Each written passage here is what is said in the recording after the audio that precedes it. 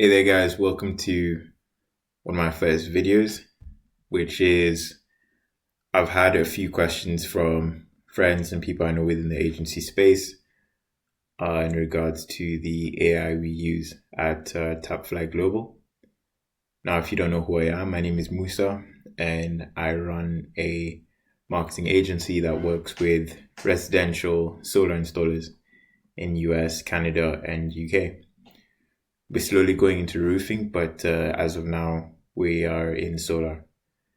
Now, within our appointment setting funnel, we use AppointWise, which is an AI conversation bot that runs in the back end of your SMS. And I'm just going to be quickly showing exactly what it looks like to set it up in this video. So you have three plans when it comes to AppointWise. The first two are important. The first one is the kind of starter package, which is $99 a month. And then the second one is about $297 a month. The first one only allows you to have one sub account, and the second one is an agency package, which means you have unlimited sub accounts. I think for starting out, I would recommend the $99 plan. And then when you feel comfortable and when you have more sub accounts, use the $297 plan. But long story short, I'm just going to share what our strategy overview looks like and kind of how to integrate it. So over here, this is a test example. I have the new lead in funnel strategy, which kind of looks like this, and it will differ niche to niche. Currently, because I'm in solar, everything is customized for dealing with the solar niche and for homeowners that are interested in getting solar, right? So right here, you have what you call like the strategy editing view. You have what's most important, the AI instructions at the start. Now, this text is what I use and what I recommend to use for every person starting out with their AppointWise journey within the solar niche. You can change it if, say, you're in a different part of the home improvement niche, such as roofing, for example, or kitchen and bathroom remodeling. Essentially, you're telling the AI assistant what it is and how it will be qualifying, how it will be disqualifying, and what tonality to use. This is most important, right? So you're creating a structure of its conversations. So if you read over here, it says be conversational and friendly, always acknowledging what the customer says before moving forward with the next question, right? We also want to stop using certain things that a homeowner would mark as an AI conversation, such as using superlatives like awesome or that's great too often. That kind of sounds too robotic, if you can imagine that.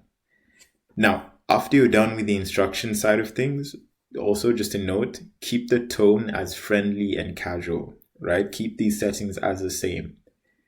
In terms of the closing abilities over here on the right-hand side, the adjustments, I like my objection handling to be a buy or die situation. And then the qualification priority to be balanced, and then the creativity to be kind of get creative. Now, you're probably wondering what creativity means. What it means is that how much the AI can veer off what the script is. I'll put it in step 2 in the conversation. You'll be able to see that. Step 2, this is a conversation side of things. You have your initial message. It's the most important one. Make sure it's not too long. Make sure it doesn't sound too scripted. Make sure it sounds like it's coming from a human being. So this is for one of our clients. And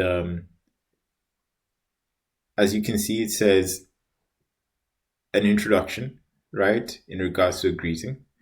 Thanks for reaching out about going solar. This is Jose from Helios. Just received your inquiry through our Facebook ad. Could I ask a couple of quick qualification questions, right? Now, this will be sent out every single time a new lead opts into your funnel. Assuming you're using Facebook lead forms, this is what will be sent as an SMS to the lead, to the homeowner. Right. So it's the initial text that will be sent in. You have your qualification questions. Now, again, as I've said, this differs niche to niche. The qualifications I have for my niche in solar is they have to be a homeowner. They have to have a credit score above 650, and they have to be paying a monthly electric bill of more than $100 plus, right? So you'll have those as your qualification questions over here.